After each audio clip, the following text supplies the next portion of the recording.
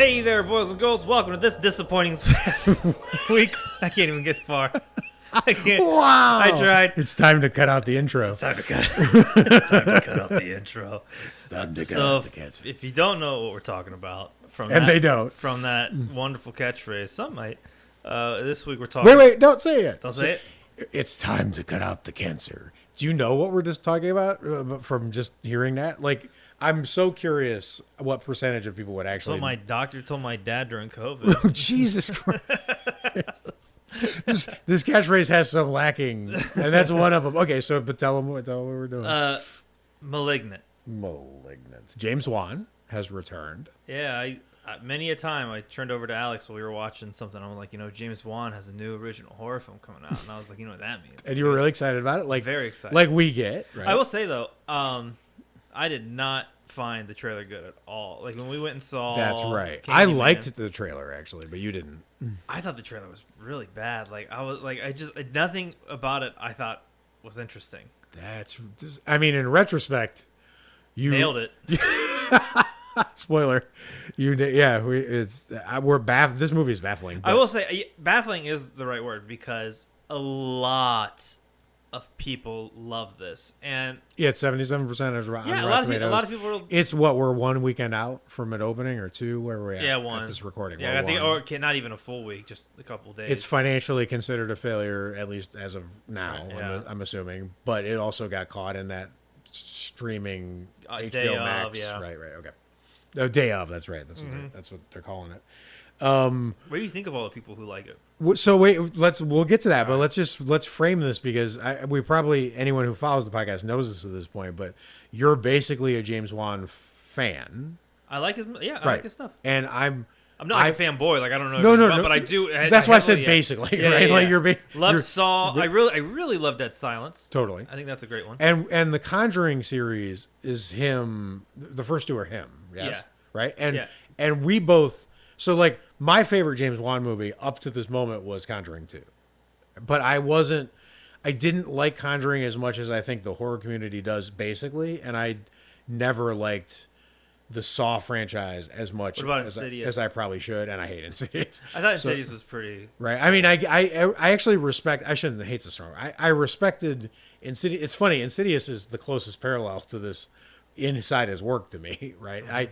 Because there's only two possibilities with this movie. Either he thinks he's making a mishmash homage to his loves with the Insidious recipe combined, so it's supposed to be scary, have some serious issues and topics, but also a fun tongue-in-the-cheek like homage side. Or he just made a campy. He's literally just making basket case, like indie style, right? So there's only two possibilities. He thought he made a mostly serious movie with fun elements, or he thought he made Basket Case. But neither of those are right from where we're sitting, right? So you like James Wan. How did you feel about this? Dude, I was seriously disappointed. Okay, but why? I still don't know.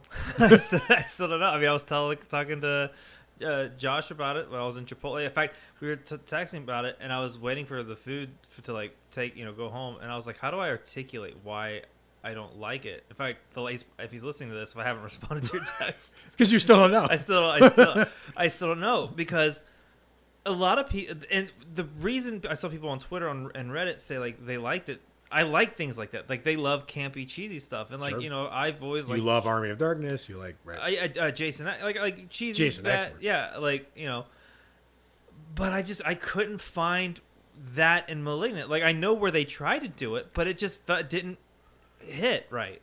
So it didn't connect to you at all, right? No. That makes sense. But here, another thing that makes sense is since it's basically giallo and camp, you're on the camp side, but you don't, the giallo thing you don't care about at all, really, right? Not really, right? So you wouldn't get that references, so you probably would be left a little like at sea there, where you're like, if it's not working for you, whatever. But the thing is, I feel like you're a monster creature design person, and you like indie stuff, and you like directors who take risks. Like on paper, all of this feels like something that you could possibly like, right? Like not like drive you crazy like it did. Well, I mean, just to hit off the creature design stuff, like Let's do it. I mean, he looked like the wrestler The Undertaker, Right. Indeed. and I think The Undertaker's in a horror film coming out soon. I think I saw an article about it. Like I think there's a movie coming out with like a bunch of wrestlers in it. Well, also we need to tell the audience like we watched this HBO at home. Yeah, and you got a pretty good setup though. You got sound system. And we got the surround sound. We got a big old TV. Right. We got cloud couch. But we were all laughing, and we kept calling the villain Chicken Boy the whole time. We were like, right, like to us, he's still Chicken Boy, right. To me, because he had those like little weird arms, right, because it was doing we're spoilers galore, obviously, but. They were doing the Klaatu thing from Total Recall, the guy with the little arms that's like, and that's what you're right. It just looked like. But the design of it, I thought was like, I just didn't think it was really cool. Like, I didn't think it like looked interesting because also it's just like teeth underneath some hair, right? And like that one eye. It just wasn't. I don't think it was a cool design at all. Like it felt kind of like edgelordy, like I didn't. Okay, so it was cool. Let me try something out on you. Okay, this seems to me like it's probably James Wan's "Drag Me to Hell," right? Like it feels like not. I'm not saying they're. I'm just saying in terms of placement, and so like best case scenario. This would hit with horror fans later, the way "Drag Me to Hell" kind of came back around, and now most of the horror fans love it because that was a pretty divisive movie at the time. Like I remember it being divisive anyway.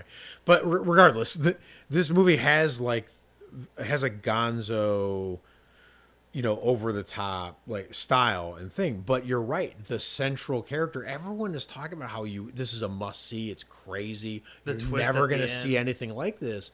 But visually, it felt so boring. I was like, what am I? James Wan has one camera move that he does, like in all of his movies. Which is what? So like the camera's upside down like this, and as it pulls back, twist. Yep. Back into that. That's like the Sam Raimi rush, the zoom rush. Yeah, and it was like I think it's how Insidious started, and I thought the beginning of Insidious was scary because that I still can't listen to that music. It's real scary, and that old lady who's actually like a dude in makeup was frightening. That design. Was great, but I don't know, dude. And everyone kept saying like, "Oh, you got to see, the big twist. You're never gonna see this twist coming at the end." And I'm like, "Well, who would? Like, just because we couldn't guess it doesn't mean it's good." Like, I mean, I sort of knew that was the twist, honestly, because it was. And I'm not doing the thing where I didn't know exactly how it was going to play out. We were watching it with writers, so like they knew, right? But I'm always a step behind. It's not like that. It was more. My feeling was. We're getting a lot of shots of the central character, the actress, and who's really good. She was almost all of the acting in this for what they were given to do. They were really good, right? Yeah, there wasn't anything like real. Like, nothing stood out as like, wow, that's not believable or like whatever. I thought they did a good job. I was actually emotionally invested until it all fell apart with the main character because I thought the actress was giving a great performance. So like that part's fine, but they were doing a lot of shots where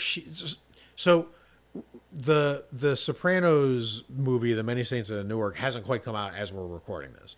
But if you watch the trailers, the guy that's the new villain, the one that's raising little Tony, they do these shots where he has this really villainous glare, but he's acting friendly and soft. Like, can I get you a drink? Or he's acting nice, but he's shot mean, right? Right. And there were a lot of shots in this movie where she was acting emotionally tormented or devastated or weak or so beaten up she wasn't going to be able to do anything, but they were shooting her mean, and I was like, well, she's gonna be involved, right? Because they keep shooting her with this hollowed out devil stare. Like, you don't do that unless something bad's happening, right? So right. I knew she was the I just didn't know what it was, because you're right, who would guess that it's that, right? But regardless of the twist, this is the part that fascinates me about this movie now is, and I was talking to Josh about this, is I almost want to skip past the movie and just figure out where this movie lands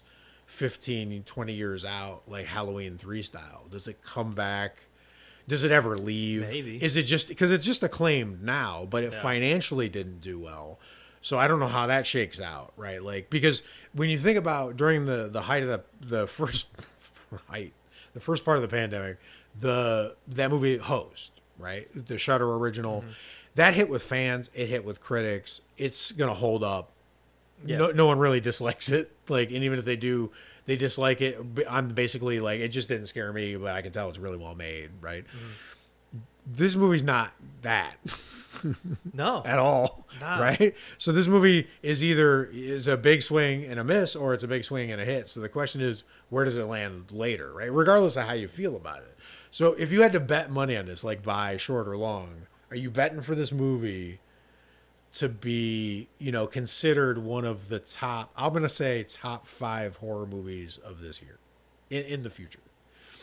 This year? Of this year. Yeah. Do you, this, like 20 years from now, when Watch Mojo does the top 5 horror movies of the year 2021, and 15 years from now, are they going to put Malignant on it? Because I'm 100% sure they're going to. I think they will, but I still won't think they're right. Like, I'll be the dislike on that video. Right, but so the weird thing is when people do their wrap up of this year. There's gonna be a lot of people who. No. Here's the weird. That's what I'm trying to get to. That's what's interesting about this movie to me. That's why I'm skipping the movie for now. We can go back and dive into the movie, but I think what the movie is or is trying to be is more interesting than the movie I watched, right? So because what to me, if I was betting, I would bet way more money that 15 years from now, I think that's a good window, that Malignant is going to be considered one of the 2 or 3 best horror movies of this year. Like Gen Alpha will discover it and be like, right, exactly. But I don't think that's going to happen at the end of this year. At the end of this year, I don't think it's going to be on anyone's list because the audience score is terrible. And I know the critics love it. I know on Rotten Tomatoes it's like 77%, but it's not even high enough. It doesn't have any of that the thing where, like Babadook, where it's addressing a serious issue and you just got to decide whether you like or hate it, or It Follows, or The Witch. All these divisive movies, but critics have things in their reach on. The Witch is basically fucking written like Moby Dick, right? So critics are gonna love that out of the gate, right? And It Follows had the music and then all the weirdo references to really obscure like tropes that critics like dig on, right? And Malignant has Easter eggs galore to horror. So to me, that's one reason why movies come back, right? Like it's whatever 15 years from now, whoever that Joe Bob of that time is going to love, even if they hate this movie, they're going to love showing it because they're going to want to point out this and that and this and that. Like this movie I think James Wan's a genius at making this piece of shit, but putting stuff in it that just guarantees that it can't fail, right? I feel like we're getting checkmated. I feel like we're playing chess against James Wan and he's winning is the problem. Well, right? Do you see where I see what you're saying? Right? And that's the thing is, and I don't know if that's on purpose or it's just because he genuinely loves this stuff. I mean, it's the thing you and I have talked about in the past about people like Eli Roth, who we don't like their body of work, but we respect their love for horror. Yeah. Right? James Wan clearly loves all of the movies that he's referencing and homaging and riffing on. He loves this movie. In this movie. But so I want to do the Wizard of Oz man behind the curtain thing here for a second. Okay. Because it's weird to me that none of the other reviews, I've read like a lot of reviews of this movie and listened to some review, and nobody's mentioned it. And I don't know why. One of the reasons that I was on the fence about James Wan as a horror fan, but was never against, like I had totally open mind, is because he's one of the few people working who's actually scary. He can be scary in a mainstream way, which is not easy to do. Like Mike Flanagan can pull that off, a few others, a lot of the old ones, right? But if it's a horror mainstream movie, I expect not to be scared, generally speaking, right?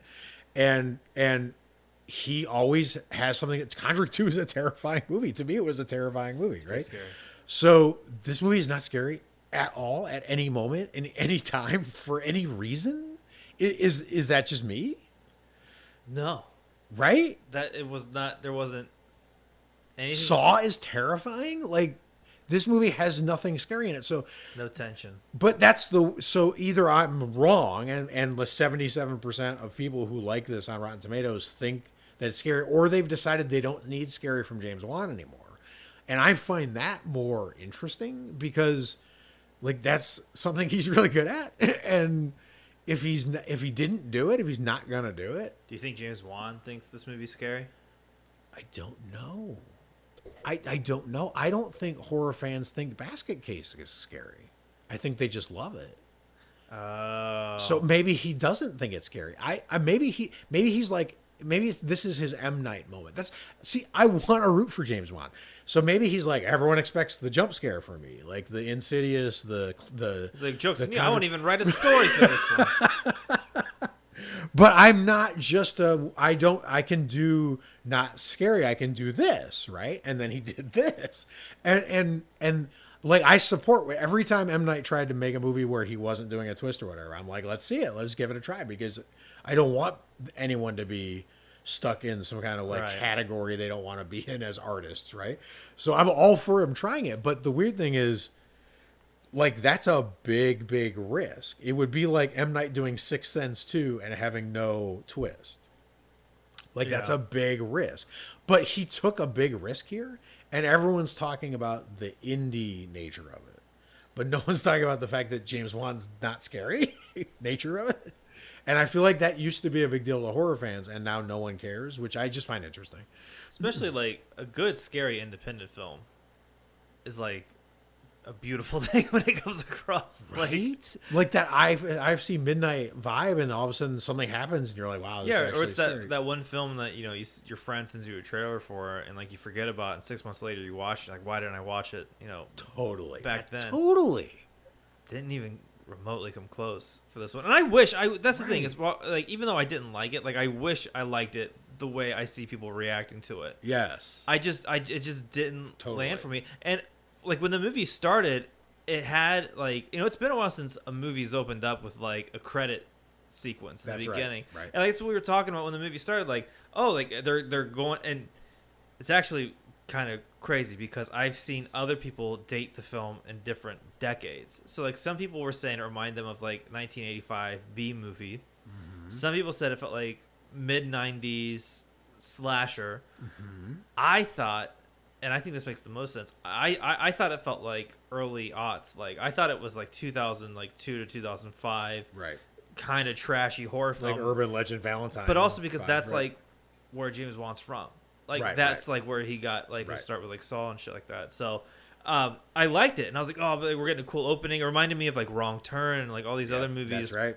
And I was like, well, I haven't seen that in a while. Like, you know, this is gonna be pretty stylish. But then, like, the style, the camp and cheesiness that people liked mixed in with, like, he knows how to make a good goddamn movie. Of course. Like, he's not an idiot. Like, he's really talented. Totally. Somehow, I think he had different pieces to different puzzles. Right. And he was trying to make those work in this movie. And I that's why I think it's overstuffed. It's overstuffed. And that's why I think, like, the cheesiness doesn't really work, because, like, dude, your camera work's pretty glossy. Like, it's pretty, like, it's shot well, and then and it's not grainy enough for, like, that cheesy. It doesn't porn feel music. indie if you make it right, and then it doesn't feel campy if it looks too serious and tonally dark, and it doesn't. Right, exactly. Like, the campy movies are bright and vibrant. As a matter of fact, the marketing for this movie tried to play that up, but it just ended up being James Wan. It just looks like a Victorian bedroom the whole time, right? You're just in a very musty. It felt like the guy who made a atmosphere. It felt like the guy who made a big superhero film for Warner Brothers tried to scale it, but I think he hit the brakes way too goddamn hard. And because it kind of felt like it had that big budget. So it's like overcorrecting in a skid when you're in a car and you're. That's what I think this movie is in James Wan's, like, filmography right now. It's a big overcorrect. Ask me in 15 years. Well, that's the thing is I'm betting hard. I'm buying stock. Do you think I would enjoy this movie? Do you think you and I would enjoy it? 15 years from now? No, we're never going to enjoy it. But that's not how that works. I think 15 years from now, people who are our age, who are similar to us, who come to that movie the first time, will like it better than we like it now. Okay. Our doppelgangers that stand in for us 15 years from now will fall for this movie more than we did. I can see Is that. that a weird? That's a weird. No, But that's not weird. That's not. but that's. I mean, because the thing is, I think, and here's the thing, right?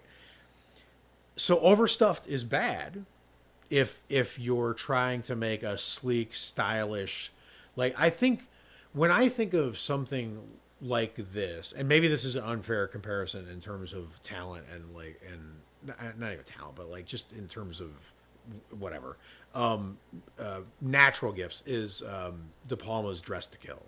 I feel like this felt like Dress to Kill to me a lot. What's that one about? So it's like it's got the dagger thriller elements. It's got the feels like maybe something supernatural could be happening because how is something here and over here and over here, but it's not supernatural. Gotcha. Right? It's got those elements and it's way over the top and takes a lot of risks with what the camera is trying to do and that's the thing is when you do really risky camera moves, like really showy stuff, you risk taking the audience out of it and making them realize they're just watching a movie. And sometimes it's not worth it to get that camera move you want to do, right? Right. And sometimes it's totally worth it because the moment needs it, right? I think of, Pennywise untwisting himself like a pretzel in that dirty fridge in It Chapter 1. Right, when they're going in the house on Neighbor Street and he just kind of unfolds himself and it's terrifying. It's the best visual from the whole movie, right?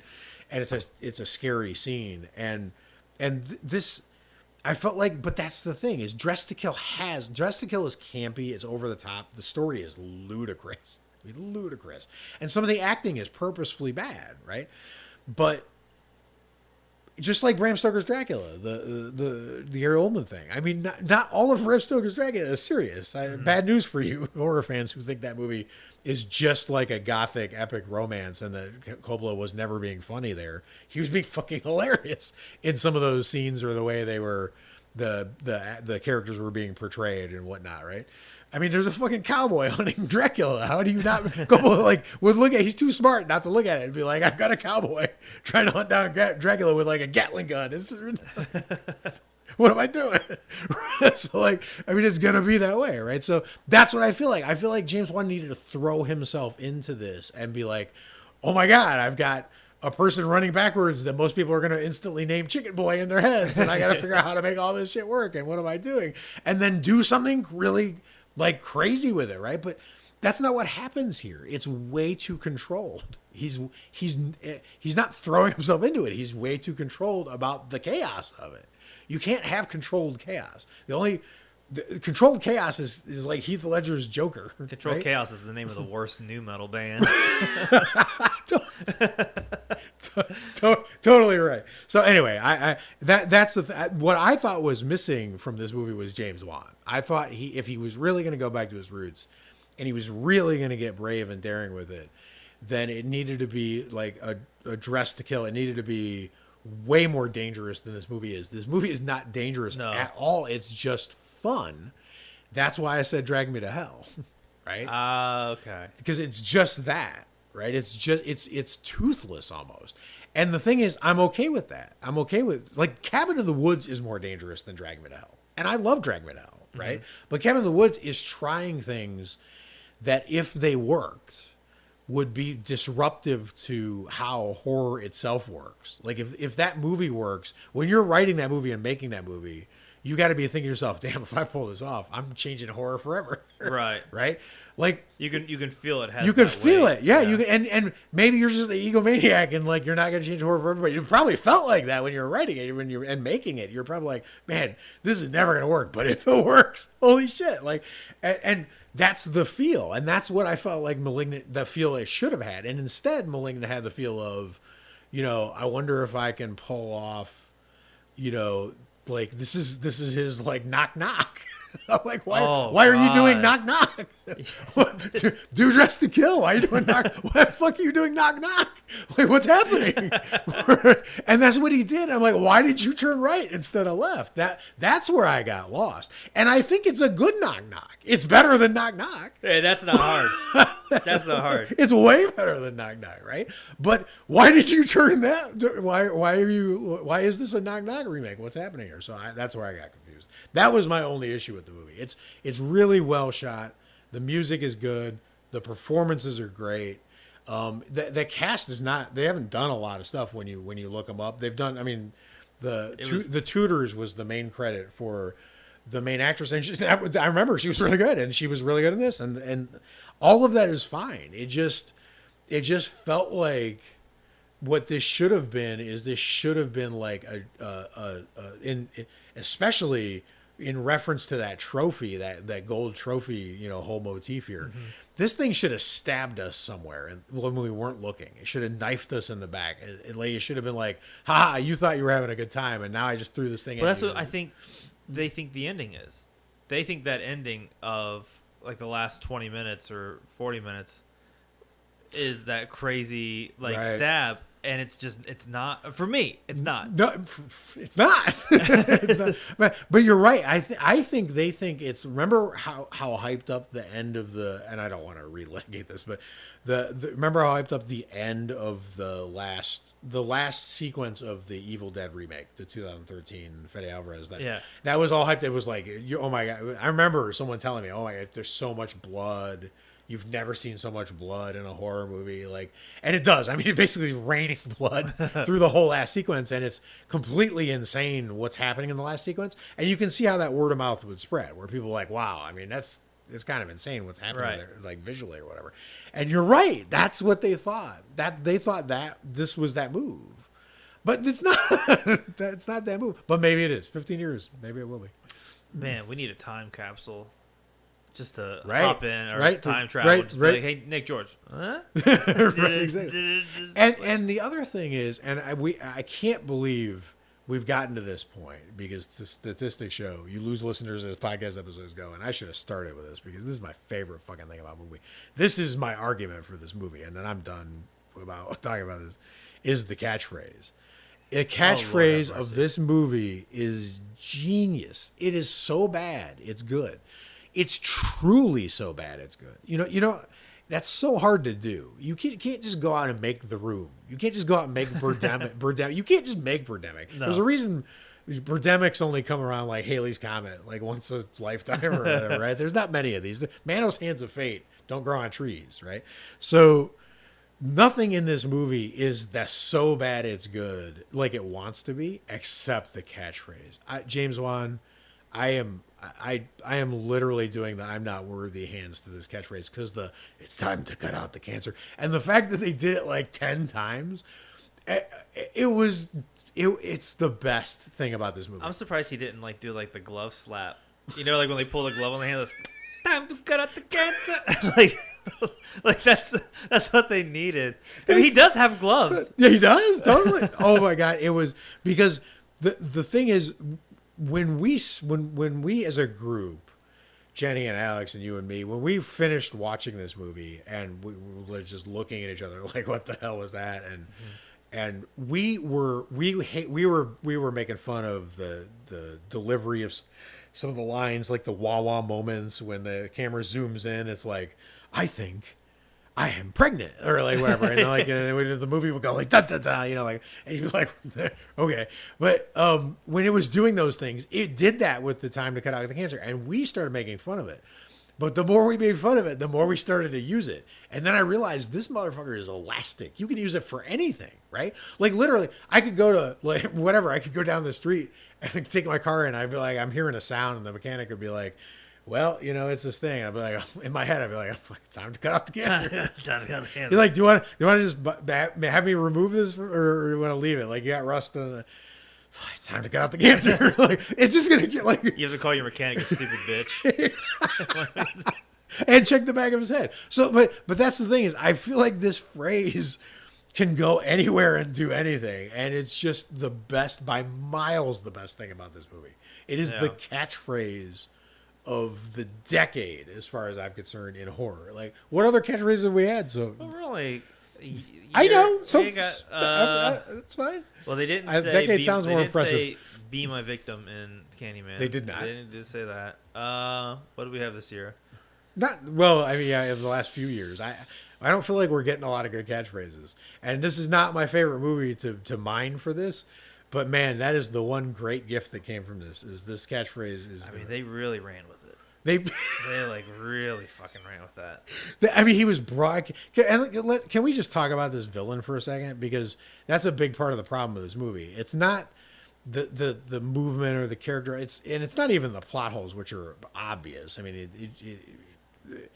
bullets and everything, and it's not supernatural, but it is, and the bullets aren't stopping it, but they do, and literally the bones inside of this poor person have been pulverized by cracking into like a fine powder. Just grind. But they're still fine, right? It's no problem. Like, they can bleed like buckets of blood with no apparent loss or whatever. There's moments where you feel like this person can't even couldn't manage to get down the street and back with like a cafe macchiato. But there's other moments where they're wiping out entire police stations. And, like Neo, just like backflip. They needed that like 2000s drum and bass music for that. Oh my god, you're good at that! Holy shit! You done right, totally. But I mean, forget all that, because obviously they gave themselves the excuse that bad and good filmmakers, I guess, are allowed to give themselves, which is, I meant to have this all be ridiculous because it's supposed to be ridiculous. You're just not cool enough to know. So forget all that. Forget all the ridiculousness of it. It's just the fact that you have this villain who, to me anyway, it was this weird. The great villains, they have like Michael Myers is the shape, right? That's the Sam from Trick or Treat is sort of like the entire distilled spirit of Halloween, if you would imagine it, right? It's kind of fun, but kind of sinister, has to be capable of inflicting great harm, but also giving you a candy, right? Like, I mean, it's perfect for what it is, right? Like, what does this represent? What villain? Leather jackets.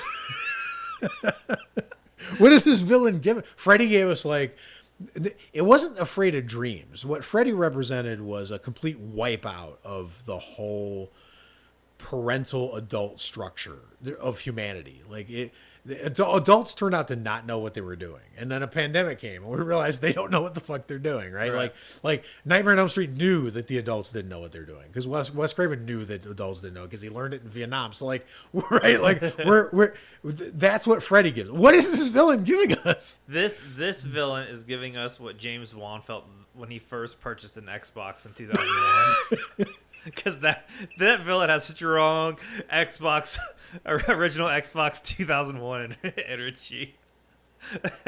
Like, I feel like when you look at him, you hear the original Xbox like noise where it's like, what do you think? Like, oh my god, that is the most perfect answer ever given on this podcast. Which makes me that is what this villain is. I will say, me. out of all the holy things, shit, I do think I stand corrected in when people were trying to say which decade it feels like.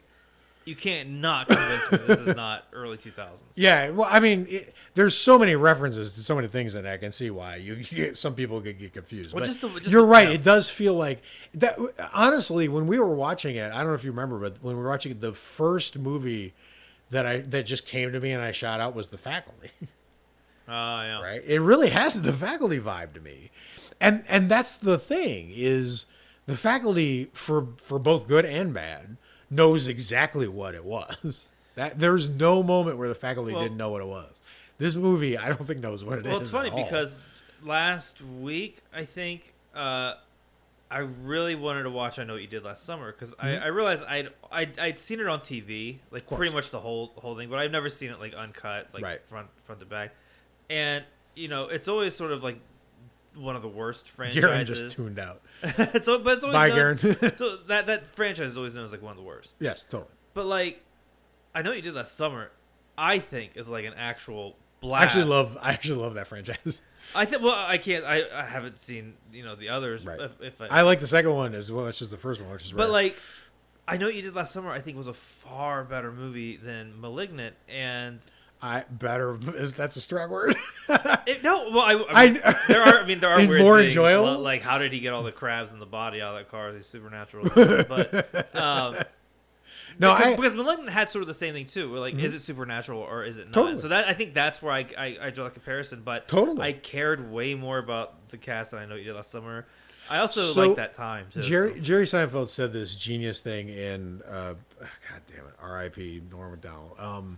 In an interview I was watching this morning with that Seinfeld and McDonald did, where he was talking about the his theory of TV, and Seinfeld's theory of TV is fucking genius. Like, I'm not even the hugest Seinfeld fan, but this theory is so spot I on. did see it's getting. Actually, it's funny you say that. On my computer monitor, look right there. I have Facebook up. That's Seinfeld's on it. That's what Facebook does. It listens to you. And Well, it's because I think as I was scrolling, Comedy Central is gonna bought the rights or some shit like that, or they're gonna weird. do it on That's there. really But weird. it's weird that you mentioned Seinfeld. Right. So Seinfeld, they were talking, and he basically gave him his theory of TV, and he goes, "Here's my theory of TV."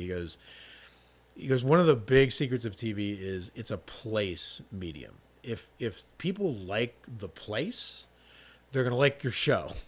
Right? So because you got to like the place. And while he was talking, I was thinking about Twin Peaks and and I'm like, man, whatever. But then he said the most genius thing. He goes, I think that's a big part of why people like sporting events. It's just this big, open, airy, beautiful space with something entertaining going on that you get to just have on your wall.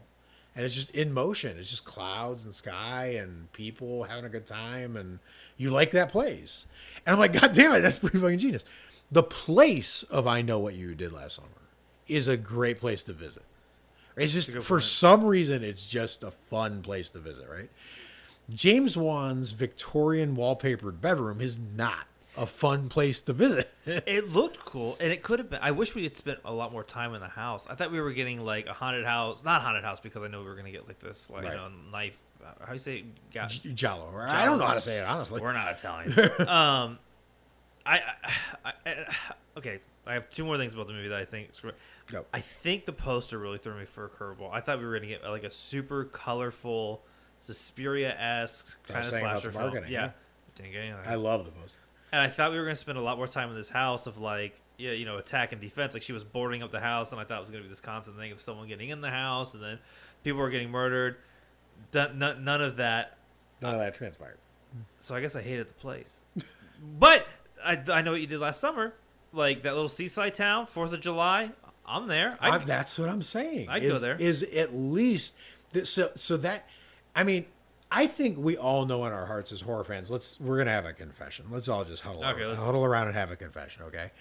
Hold on, we'll be in the pew. Totally. Whatever it's called. One of the best directors to ever work in this medium, now than ever is John Carpenter. Movies now more than ever. Not more than. It's weird that you said that, considering what I'm about to say, but because that's the Player Altman reference, and this is, so the thing is, John Carpenter is capable of making flawed or rushed movies. Right? The Fog is not a perfect movie. The Fog has clunky parts, right, and things that hold up. It's a great movie, but there's a reason why The Fog is not your favorite John Carpenter, or it's not considered the best John Carpenter movie on any list that you would ever Google, right? But that place, holy shit, that place, right? Like, it's just magic. And then Christine, you don't think of a place right off the bat, but you sort of do, because the car is the location for most of the movie, and then the high school, and then the garage, all the alley chases. You just enjoy that whole. This Malignant has none of that, right? Drag Me to Hell even has that. In a bit, right? Yeah. So I don't know. I think it's a miss on that place part too, and in a weird way. And I can't believe I'm saying this because it's going to make me mad at myself even, because life shouldn't be this way. Life should not be this way. But I suspect that if I'm faced with a choice 5 years from now, and I only have two things to watch, and I can't get anything else in front of me, and it's got to be one of these two things, and I got to choose between The Nun and Malignant. I'm probably watching some of The Nun. I'm going The Nun. And that sucks, because we did a podcast episode on how bad The Nun was. Nun was not good. Right? And I like none of it. But it's time to cut out the cancer. Time to cut out the buns. So see, you can just do it for anything. It just works for anything. I'll give him that. I'm telling you this. The place, I would revisit the place. It intrigues me how things age over time, and how you just get on a plane and all of a sudden you're like time traveling. You're back 200 years where there's castles and hammer, like whatever. And I just to re-experience that, and the bells and the burial and all that shit. I just to rewatch it, even though I know it's not great, like whatever. It's cooler visuals in The Nun. Yeah, but we shouldn't be saying that. But it's the facts, man. Them's the breaks. So anyway, that's. Or what else do you have for this movie? Do you have any other? Just regret. Just, that's it. Just a little regret in my spaghetti. But we say this all the time, and almost no one takes us up on it. But I have never meant it more than now. I want someone to sell me on this movie. Hey, I'm with you on that. I want someone in real time. I don't want it to be a written review or something. I'll give it a fair shot. Right. I want someone to come to our Facebook page and comment or tag us or, whatever. Send the page a message and say, I just want to talk or here's what I'm thinking or whatever. But be prepared to dialogue because the thing is, I want someone to sell me, someone who's like an evangelist for this movie, someone who loves this movie, someone who thinks this movie is they're Jason X. Right, yeah, exactly. That only makes sense to people who know how much you love Jason X. Otherwise, it just sounds like their other piece of crap.